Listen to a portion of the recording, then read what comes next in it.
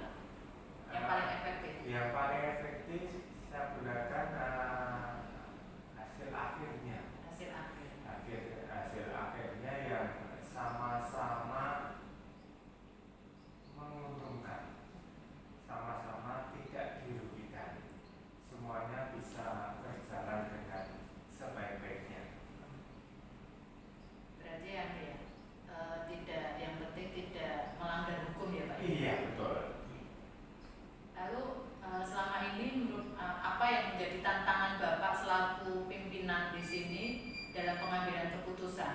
Tantangan apa? Atau mungkin ada pengaruh atau dampaknya, Pak? Iya.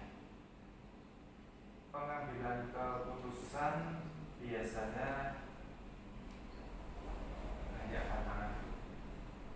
Kaitannya tantangan yang bersangkutan dan juga kaitannya tantangan dinas. Dan itu perlu kita sikapi dengan bijaksana sehingga tantangan-tantangan tersebut dengan sendirinya bukan menjadi tantangan lagi, tapi menjadi pemicu ke arah yang lebih baik, ke arah yang lebih baik. Jadi semuanya ditanggapi dengan positif ya, Pak? Iya. Yang penting tidak menyalahi kebijakan dari dinasnya sendiri. Iya. Dan tidak ada yang di nomor 2-kan semuanya. Iya. Jadi ada hubungan kekerabatan atau hubungan relasi antara pimpinan dengan anak buah juga. Betul, betul. Lalu apakah dalam membuat keputusan itu Bapak membutuhkan waktu yang lama atau langsung segera diselesaikan, Pak? Untuk waktunya, kalau ada masalah begitu. Kalau ada masalah, saya membutuhkan waktu yang agak lama, tergantung masalahnya. Saya harus identifikasi masalah tersebut, kemudian saya harus mencari bahan-bahan kaitannya kasus tersebut terjadi, kemudian saya juga menelaah apa yang perlu saya berbuat. Itu pun dengan mungkin diskusi dengan teman-teman, terutama staf. Jadi tidak segera, kalau bahasa Jawa gerusa-gerusu. Iya, betul. Kita perlu waktu yang tepat untuk menyelesaikan hal tersebut. Tentunya dengan kolaborasi dengan teman-teman staf ya, Pak. Betul. Baru nanti setelah kolaborasi itu baru memanggil yang bersangkutan. Alon-alon latar-latar. Iya, bahasa Jawa seperti itu. Selanjutnya Pak, untuk faktor-faktor apa yang selama ini mempermudah dan membantu penjenengan selaku pimpinan dalam mengambil keputusan? Mungkin ada pengaruh dari orang-orang sekitar, tadi dikatakan staf ya Pak ya. Berarti ada juga waka-waka yang utama itu mestinya juga ikut sebagai kolaborasi untuk pengambilan sebuah keputusan. Mungkin ada teman sesama kepala sekolah atau dari dinas yang ikut juga mempengaruhi keputusan penjenengan selaku pimpinan di sini. Pengaruh kaitannya keputusan terhadap suatu kasus itu tidak ada. Jadi teman-teman itu kita minta masukan kaitannya hal-hal tersebut, kemudian juga mungkin teman dekat yang bersangkutan, mungkin juga KPU. Nah, setelah masukan, tapi terkadang masukan itu tidak bulat. Itu pun setelah saya cermati, saya renungkan dengan berbagai hal, mungkin aturan, mungkin hubungan kekeluargaan, maka saya putuskan kaitannya punishment atau reward terhadap kasus tersebut. Jadi keputusan sepenuhnya ada pada kepala sekolah. Betul. Setelah ada banyak masukan. Luar biasa. Yang terakhir Pak, saya banyak belajar juga hari ini dari Bapak Jaka dalam pengambilan sebuah keputusan. Lalu pembelajaran apa yang Bapak petik dari pengalaman selama ini menuntaskan semua kasus-kasus itu Pak? Banyak kasus itu,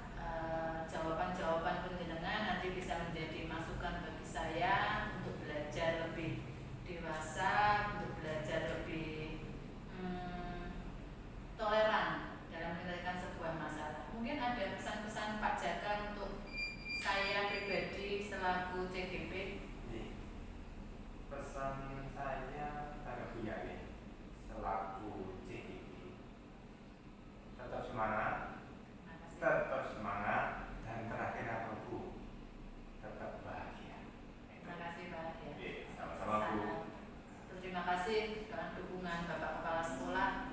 Semoga doa-doa penjenengan Amin. Kabulkan ya. Terima kasih Pak. Oke. Mohon maaf sekali lagi telah mengganggu penjenengan. Oke, Selamat siang. Selamat siang.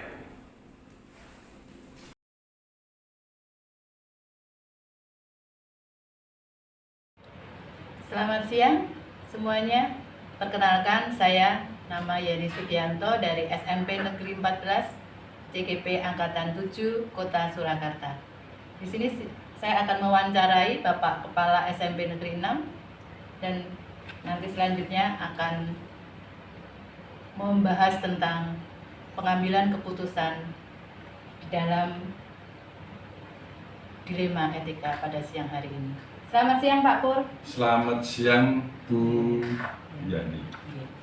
Mohon untuk sebelumnya bisa perkenalan dulu. Terima kasih. Selamat siang rekan-rekan guru penggerak. Nama saya Purnomo Irianto dan jabatan saya diamanai oleh Wali Kota Surakarta sebagai Kepala SMP Negeri 6 Surakarta. Ya, terima kasih Pak Pur. Pak Pur di sini sudah menjadi kepala sekolah berapa tahun kira-kira? Kurang lebih saya mengampu di SMP Negeri 6 itu 7 tahun. Wah, sangat panjang sekali ya Pak ya. cukup lama. Jadi semoga di sini bisa lancar sampai nanti Bapak Purnomo Purna Amin. selesai tugasnya. Yeah. Mungkin saya akan bertanya-tanya ini nanti Pak Pur di siang ini. Semoga tidak mengganggu kegiatan penjenengan di siang hari ini. Sebelumnya saya mau tanya, kira-kira di sini apakah ada kasus-kasus yang pernah Pak Pur selesaikan? Yang pertama dengan masalah yang bersifat individu dan kelompok, mungkin ada Pak Pur di sini yang pernah penjenengan hadapi dengan teman-teman. Kalau kasus-kasus ada, cuman yang tidak sampai menyangkut hal-hal yang terkait dengan sampai mengganggu jalannya pendidikan. Jadi kegiatan pembelajaran tidak terganggu dengan kasus itu, sehingga biasanya kalau muncul kasus saya akan mencarikan dulu informasi-informasi itu bagaimana sampai timbul kasus itu. Tentunya yang terpenting adalah kasus itu mengapa muncul, tentunya kita melakukan identifikasi kasus, sehingga dengan identifikasi kasus nanti baru akan kita ketahui sebenarnya kasusnya itu bagaimana, begitu. Terima kasih Pak Pur sudah memulai dengan mengidentifikasi kasus-kasus yang ada di sekolah ini. Nah, yang selanjutnya Pak Pur, bagaimana Pak Pur menjalankan pengambilan keputusan di sekolahnya, terutama untuk kasus-kasus yang memiliki dua kepentingan yang sama-sama benar atau sama-sama mengandung nilai-nilai kebajikan. Kira-kira bagaimana cara atau langkah Pak Pur untuk pengambilan keputusan tersebut? Ya, tentunya kita akan setelah melakukan identifikasi, kita mencari skala prioritas di dalam penyelesaian kasus itu, sehingga nanti bisa kita gunakan sebagai bahan pertimbangan. Jadi data-data yang masuk, yang kita cari, yang kita dapat, itu bisa membuat kita memiliki pertimbangan yang baik atau matang di dalam nanti yang akan kita gunakan untuk memutuskan atau menyelesaikan kasus yang ada, sehingga kita harus mencari di mana skala prioritas apa yang harus kita selesaikan terlebih dahulu. Oke, saya sangat setuju. Berarti yang pertama adalah skala prioritas ya Pak. Ya. Ya. Lalu langkah-langkah apa atau prosedur apa yang Bapak biasa lakukan selama ini untuk pengambilan sebuah keputusan itu? Biasanya keputusan yang akan kami ambil atau kita lakukan itu seperti yang tadi saya sampaikan, itu kita melakukan identifikasi dulu. Jadi identifikasi kasus, lalu kita mengumpulkan informasi. Tentunya informasi yang kita kumpulkan kalau bisa ya sebanyak mungkin. Lalu dari informasi-informasi yang masuk itu bagaimana kita mencari solusi alternatifnya. Ya. Jadi solusi alternatif untuk bisa digunakan sebagai pertimbangan.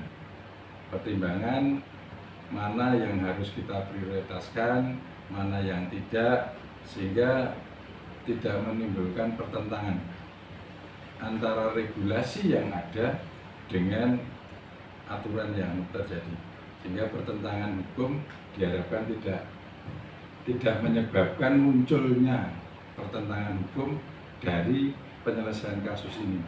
Itu. Sehingga kita bisa mengambil tindakan-tindakan itu dengan baik,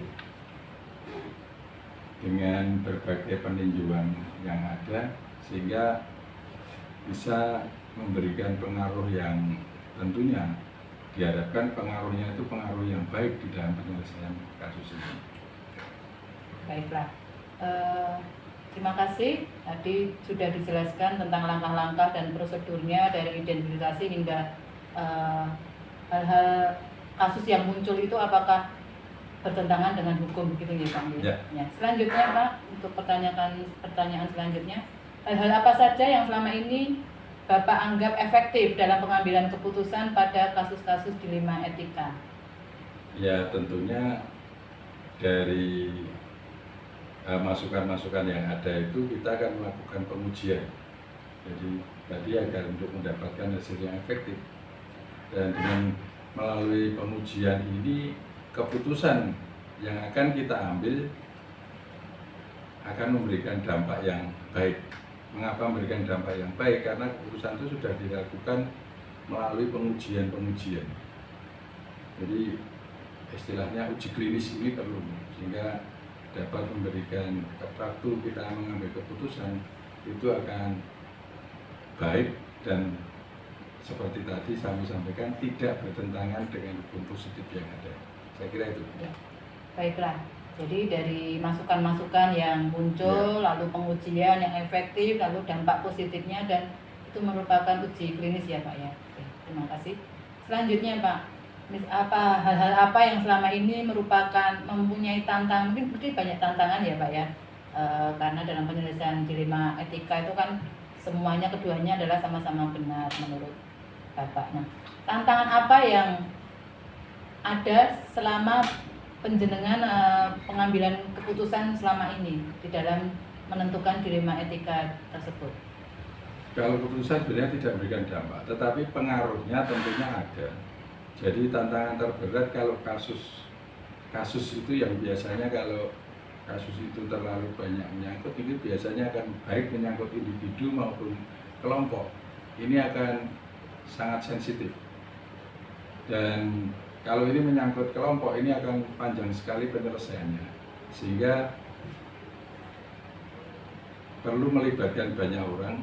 Dan yang terpenting kalau kelompok ini kita harus hati-hati di dalam menyelesaikan kasus ini, sehingga istilahnya dilema kelompok atau individu itu diharapkan tidak muncul dari penyelesaian kasus itu. Saya kira itu pertanyaannya. Maksudnya dalam paradigma individu melawan kelompok itu ya Pak ya, dalam versus kelompok ya. Saya sangat setuju sekali. Benar yang dikatakan tadi bahwa itu merupakan pengaruh positif bagi teman-teman di sini. Selanjutnya Pak, apakah Bapak memiliki sebuah penjadwalan atau tata kala atau waktu untuk menyelesaikan dilema etika itu Pak? Apakah ada menyelesaikannya di tempat di mana, atau harus di luar, ataukah harus di dalam sini untuk menyelesaikan sebuah permasalahan itu? Bagaimana kalau menurut Bapak selama ini? Kalau muncul kasus biasanya kita tidak ada jadwalnya, karena kasus itu muncul juga tidak terjadwal. Jadi kalau kita sudah tahu ada kasus, ya segera kita selesaikan dan segera kita pelajari kasus itu, dengan tentunya dengan staf yang kami percaya atau khususnya dari Waka, sehingga dengan diskusi dengan rekan-rekan staf yang dipercaya dan sudah bisa diajak berdiskusi dan dengan hati yang terbuka, maka kita bisa mengambil keputusan itu diharapkan dengan berdiskusi itu keputusan bisa diambil dengan sebaik-baiknya sesuai dengan prosedur yang berlaku di lingkungan pendidikan, saya kira itu. Ya, saya setuju. Jadi segera ya Pak ya. Jadi Ya, segera masalah itu. itu tidak dibawa pulang ya Pak ya. Kasihan keluarga nanti kalau permasalahan sekolah harus dibawa ke rumah. Terima kasih Pak. Saya setuju sekali.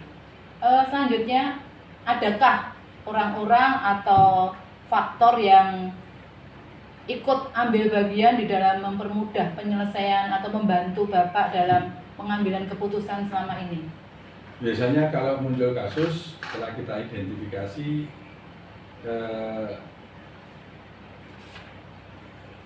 yang banyak memberikan pengaruh pada keputusan saya atau minimal memberikan dampak positif pada keputusan saya adalah diskusi dengan staf-staf, khususnya dengan Waka, rekan-rekan Waka yang berjumlah 4 ini, masukan dari Waka sesuai dengan kasus yang muncul, dengan juga identifikasi yang ada, lalu sumber-sumber yang kita gali, itu dapat membantu kami di dalam mengambil keputusan sehingga bisa diterapkan di sekolah itu dengan sebaik-baiknya. Artinya bahwa keputusan itu bisa memberikan dampak positif bagi penyelesaian kasus itu. Ya, saya kira itu. Jadi tadi dikatakan stafnya hanya 4 ya Pak ya? Wakanya 4. Wakanya 4. Oh iya. Bisa disebutkan waka 4 itu? Ya, yang pertama waka kurikulum, Iya. yang kedua waka kesiswaan, yang ketiga waka sarana prasarana, yang keempat waka humas. Artinya mereka mempunyai pembantu-pembantu waka ya Pak? Iya, stafnya. Dari masing-masing waka itu mempunyai staf. Hingga Jadi tadi dikatakan seorang staf itu bisa membantu Ya. atau mempermudah keputusan selama ini. Adakah yang lainnya Pak selain waka atau staf? Mungkin Bapak punya teman curhat sesama kepala sekolah ataukah? kalau kasus Teman di dekat. sekolah ya kita selesaikan dengan staf yang dipercaya di sekolah. Dan berusaha kasus itu tidak bisa, kalau muncul Keluar, ya, itu Pak. tidak bisa dibawa keluar Oh. sekolah. Setuju. Yang terakhir Bapak, dari semua hal yang telah disampaikan, pembelajaran apa yang Bapak petik dari pengalaman selama pengambilan sebuah keputusan dilema etika ini? Yang kami ambil dan kami petik dari permasalahan yang muncul di sekolah kami, itu biasanya kami semakin memahami kondisi guru dan karyawan saya. Yang berikutnya, yang terpenting tidak mengambil keputusan itu, kita tidak mengambil keputusan berdasarkan emosi pribadi atau kebencian hati. Ini akan memberikan pengaruh yang negatif baik bagi pencipta kasus maupun bagi yang lain. Jadi seperti yang tadi kami sampaikan, bahwa setiap keputusan yang kami ambil ini adalah hasil penggalian informasi dan diskusi dengan rekan-rekan staf yang ada di sekolah saya. Saya kira itu, jadi ini yang menjadikan refleksi saya bahwa keputusan itu dilakukan tanpa dasar emosi. Berarti saya bisa memahami bagaimana menjadi seorang pemimpin ya Pak ya.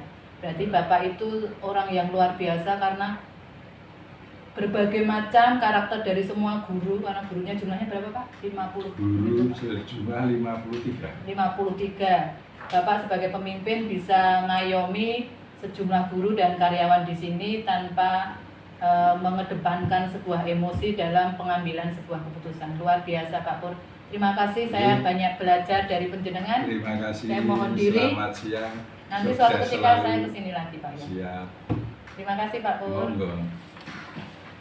Yes, ya.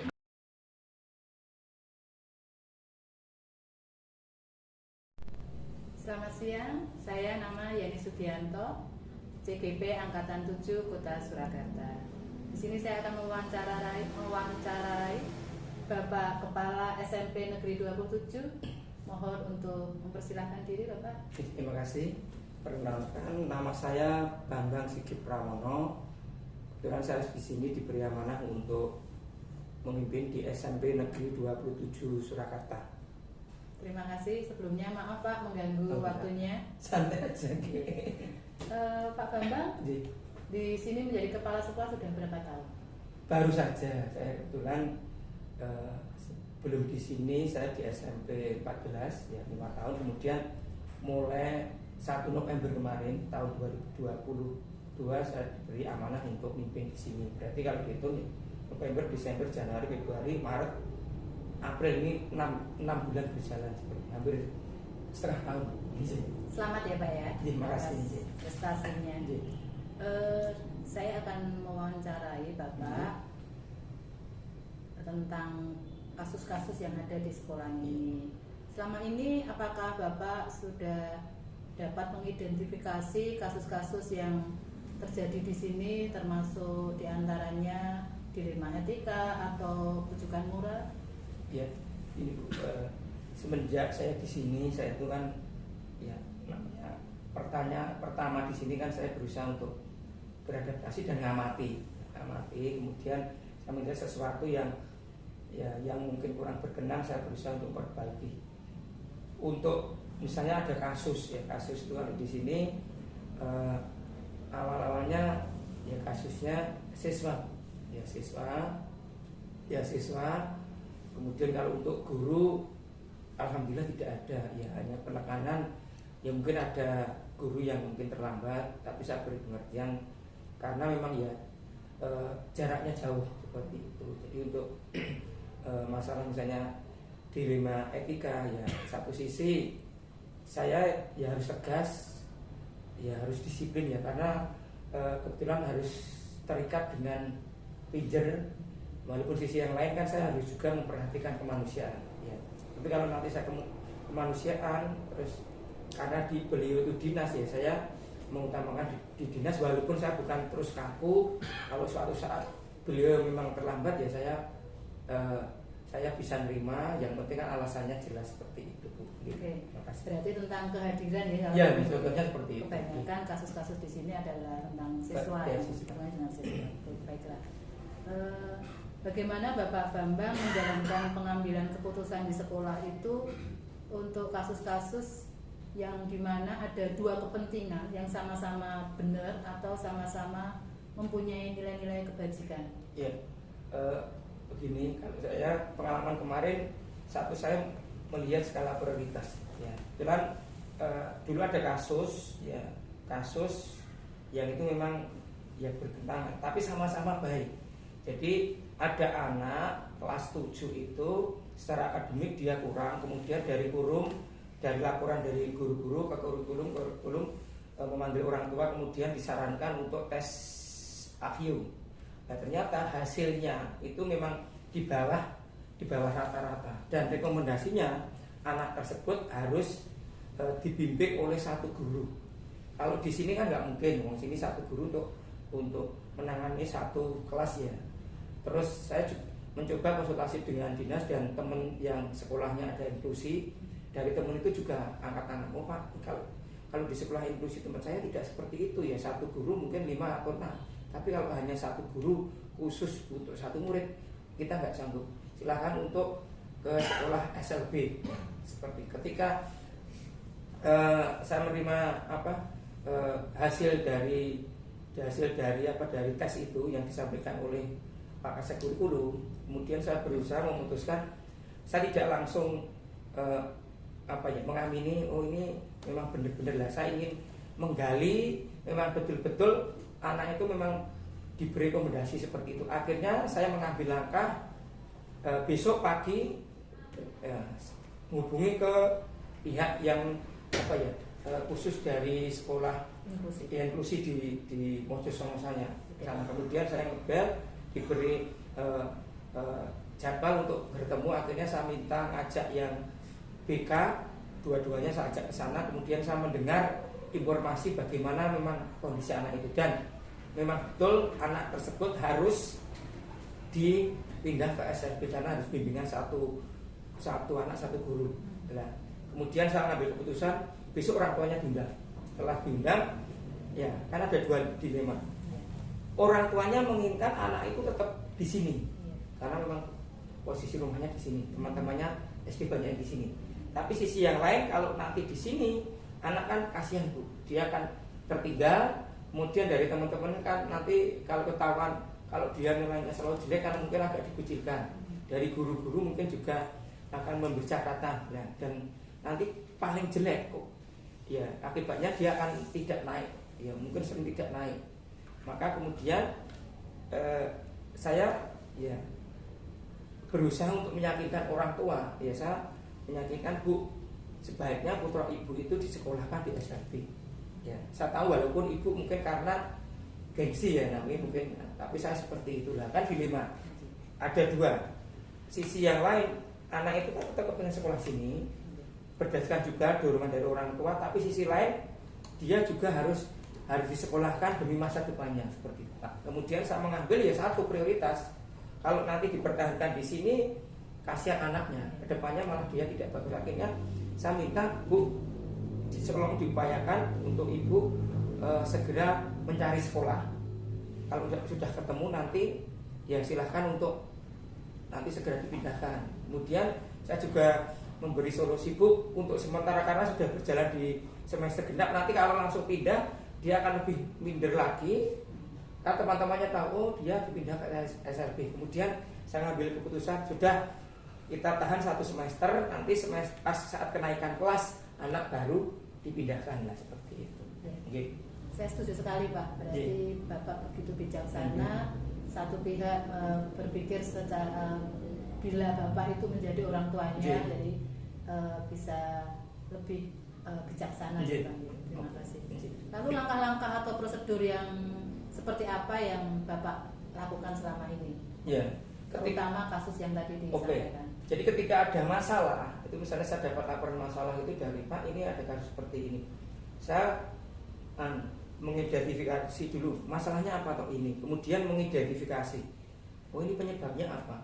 Kemudian setelah tahu penyebabnya, sebelum saya memutuskan, saya berusaha mencari informasi yang memang benar-benar valid. Kemudian setelah itu baru saya nanti mengambil keputusan ya seperti itu. Jadi tidak langsung tahu-tahu ini harus misalnya kalau anak ada masalah sampai mungkin di sini sampai dia membuat onar dan mungkin apa ya istilahnya kadang sampai mungkin memecahkan kaca, kan saya tidak terus percaya kalau anak itu memang benar-benar dia itu memang bersalah. Kan nanti kita identifikasi dulu, kemudian ada setelah tahu baru nanti saya ngambil keputusan seperti itu. Baiklah, langkah-langkah yang penjenengan ambil cukup bagus menurut saya sudah. Jadi saya bisa belajar dari seperti seorang pemimpin itu seperti itu. Terima kasih atas bimbingannya. Sedikit demi sedikit saya sudah sedikit paham tentang bagaimana mengambil keputusan yang lebih baik. Lalu selanjutnya Pak, atau hal-hal apa yang selama ini Bapak anggap efektif dalam pengambilan keputusan dalam kasus-kasus dilema etika? Ya kalau saya yang paling efektif tadi, yang pertama skala prioritas dulu. Misalnya ada 2 kasus yang sama-sama harus diputuskan. Kalau itu memang kasusnya itu memang harus hari ini, tapi kan misalnya ada 2 kasus yang sama-sama penting, kan saya mesti ngambil kasus-kasus yang sangat penting, paling urgen yang harus saya selesaikan. Mungkin yang satunya itu ya, misalnya gini kasus, ada orang tua kesini, orang tuanya marah-marah, dia nggak terima karena anaknya dibully temannya. Pokoknya saya ingin tahu ketemu anaknya bullying itu. Nah satu sisi ada juga orang tua yang datang, ya dia datang tapi kasusnya lain, merasa anaknya di kelas itu tidak nyaman, dia tidak mau sekolah. Nah kan ada 2 itu. Nah saya mengambil ini yang skala prioritas yang orang tuanya yang marah-marah itu. Lah yang satu yang karena anaknya tidak ingin masuk itu, coba saya manggil untuk mungkin BK sama kurikulum, saya suruh ngomong-ngomong dulu, diklarifikasi, saya selesaikan ini dulu. Kalau ini sudah selesai, saya langsung bergabung. Siapa tahu tanpa saya harus hadir sudah selesai. Kalau memang belum selesai, saya langsung ikut ya berusaha untuk menyelesaikan seperti Jadi itu. bisa diwakilkan Bapak. Iya kalau itu, tapi kalau itu memang tidak bisa diputuskan ya paling-paling nanti menunggu saya. Ya saya tetap ini dulu. Kalau ini sudah ibaratnya orang tuanya sudah lengkap diputuskan, orang tuanya mungkin bisa terima terus pulang, saya baru bergabung dengan itu. Gimana tadi biar dari Wakasatnya menjelaskan, oke kan kalau sudah memang diputuskan sudah, berarti saya tinggal pegongi setelahnya seperti menekankan Lebih gitu. cepat selesai lebih baik ya. Iya Pak? gitu. Jadi gitu. keputusan itu apa? Kasus itu tidak dibawa sampai ke rumah. Ya, karena kalau nanti Berhari-hari. misalnya seperti itu aja, itu besok suruh ketemu saya lah, nanti dia di rumah nanti sudah beda lagi, tambah lagi. Dia misalnya datang ke sini akan marah karena merasa ketika di sini tidak diperhatikan, walaupun mungkin sudah ketemu dengan BK atau dengan pakar kurikulum atau siswa kita. Oke. Lalu tantangan apa yang membuat dalam pengambilan keputusan yang penjenengan ambil selama ini? Ada tantangan-tantangan atau mungkin dari sisi negatif yang pernah penjenengan buat keputusan itu, tapi ada yang menentang mungkin dari pihak guru atau dari pihak orang tua, seperti apa Pak? Ini itu kasus ya, kemarin saya ngalami sendiri ketika ada kasus seperti itu. Tantangan itu sebenarnya kalau dari sini guru sudah bagus semuanya lancar, murid juga enggak, malah justru dari orang tua. Jadi ada orang tua kasusnya seperti ini. Pada waktu mau study tour itu kan bisnya jumlahnya 5, yang 4 besar, yang kecil 1. Kemudian kita diajak rapat dengan panitia, kemudian oke Pak, pembagian ini oke setuju, putuskan, saya ikut. Ya oke, saya setuju.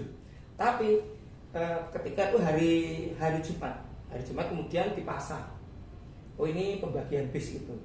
Nah malamnya itu ternyata di WA grup di wali kelasnya itu banyak menerima komplain dari orang tua. Kok sama-sama bayar, kok anak saya di bisnya kecil. Nah seperti itu. Jadi yang komplain yang itu. Dan sebenarnya hanya 1 orang, tapi dia mempengaruhi yang lain. Akhirnya sudah saya ngambil keputusan, oke saat ini Pak ini ada gini-gini. Udah besok pagi karena sudah malam, orang tuanya yang merasa keberatan silakan diminta ke sekolah. Akhirnya ke sekolah saya hubungi yang panitia, akhirnya kita buat kesepakatan. Ya sebenarnya kan anaknya sendiri nggak masalah, dia seneng wong bisnya kecil tapi jobnya besar lebar, enjoy. Tapi kan malah yang kurang tuanya gitu. Nah kita kan tidak bisa serta merta pokoknya ini nggak bisa. Nah, saya nggak ingin nanti ketika mau berangkat malah jadi rame, nggak jadi berangkat karena komplain, akhirnya nggak jadi. Nah saya berusaha biar nanti pas berangkat itu tidak ada masalah, ya harus diselesaikan. Nah saat itu dan saya minta harus selesai hari ini. Kemudian untung dari panitia sekretaris itu dia langsung Pak saya izin mau hubungi untuk grup saya misalnya dipindah gimana, dan ternyata pada mau. Akhirnya tukaran, yang bis besar di bis kecil, yang bis kecil di besar. Saya bilang gini Pak, gini Pak, oke ini bisa dipindah, ada yang mau, tapi resikonya putra penjenengan yang 1 bis itu tidak bisa 1 bis karena jumlahnya beda, nanti terbagi menjadi 3 bis. Gimana?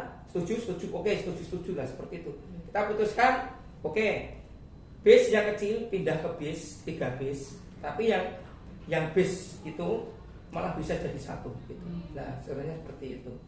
Keputusan yang luar biasa, ya. sangat bijaksana. Saya kan gini, pemimpin ya. Saya inginnya ya orang tuanya juga tidak komplain, nanti di belakangnya tidak terus nanti habis tak gitu terus buat suara-suara. Yang kedua itu saya tetap memihak pada murid ya, dalam arti murid juga nyaman, walaupun sebenarnya nyaman semuanya, tapi karena orang tua. Dan setelah pagi itu kemudian berangkat, dan saya malah ketemu orang tuanya yang jadi ya istilah yang pertama kali yang dia tidak terima, yang mempengaruhi. Ketemu saya menyapa, kemudian malah jadi baik Pak, anak saya itu suka dulu dokumentasi foto-foto nanti, oh ya nanti jadi malah jadi baik. Jadi awalnya seperti itu, tapi begitu kita sudah selesai pas mau berangkat ini malah kayak nggak ada masalah gitu. Jadi orang tua yang sudah emosi sekali karena melihat dari seorang pemimpin yang bijaksana bisa menanggapi dengan dari sisi positif ya, Iya. malah lebih ada kedekatan. Iya, Pak, ya. betul, nggih. Terima kasih.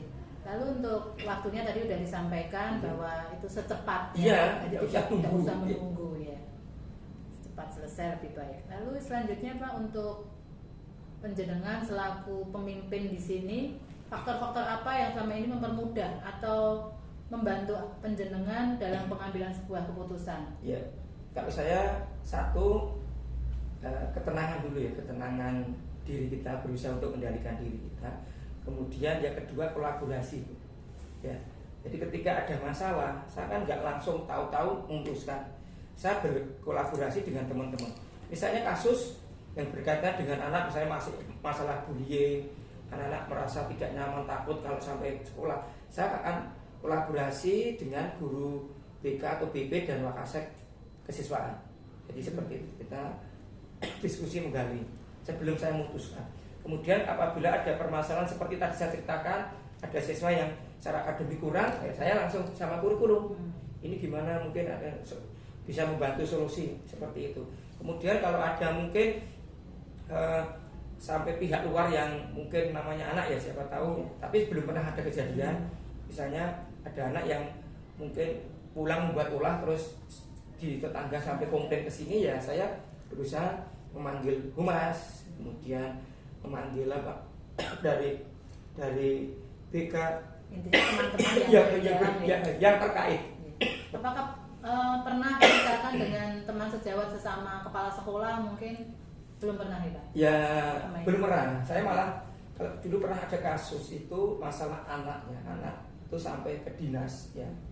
Dia nulis di ULAS, yaitu saya konsultasi dengan dinas. Kalau dengan yang teman kepala sekolah jawab yang itu masalah anak yang akhirnya di bawah itu, kemudian saya berusaha melobi ke sekolah yang masuk kategori inklusi. Itu saya kasus seperti itu, beliau langsung Pak ini kita nggak sanggup seperti itu. Ya. Berarti ketenangan dan kolaborasi. Ya itu. Yang terakhir Pak, dari semua hal yang sudah penjenengan sampaikan, pembelajaran apa yang didapat dari seorang pemimpin? Iya. Ketika ada kasus-kasus itu, Bu, saya ya alhamdulillah bisa menyelesaikan 1, 2, 3 itu, saya merasa setiap ada kasus saya merasa jadi dewasa. Ada kasus lagi jadi dewasa lagi, ya, seperti itu. Dan ya istilahnya kalau orang keren mengatakan menjadi bijak. Jadi ketika ada masalah dan masalah itu mungkin akan terulang lagi, ketika kita menyelesaikan itu akan jadi bijak. Ya seperti itu. Dan yang tanda petik di belakangnya, bagi saya sesuatu masalah itu mesti ketika diselesaikan mesti ada hikmahnya. Ya hikmahnya. Yaitu hikmahnya saya jadi dewasa seperti itu. Terima kasih Pak Bambang. Iya. Banyak sekali ilmu yang saya dapatkan. Mungkin nanti kalau saya bisa menjadi seorang pemimpin akan berguru kepada penjenengan. Hanya beberapa menit saya sudah banyak ilmu dari penjenengan tentang kedewasaan, tentang seorang pemimpin yang bijaksana, dan semua itu pasti berproses ya Pak. Iya, proses. Iya. Terima kasih. Mohon maaf sekali lagi saya sudah mengganggu Wah. waktu penjenengan. Iya. Saya mohon pamit. Iya. Salam Kagemiku. Iya, sebentar Bu, saya pesan ya, saya doakan biar program guru pondoknya selesai dan saya doakan bisa jadi kepala sekolah. Terima kasih Pak. Amin. Iya. Dengan pamit. Iya, iya.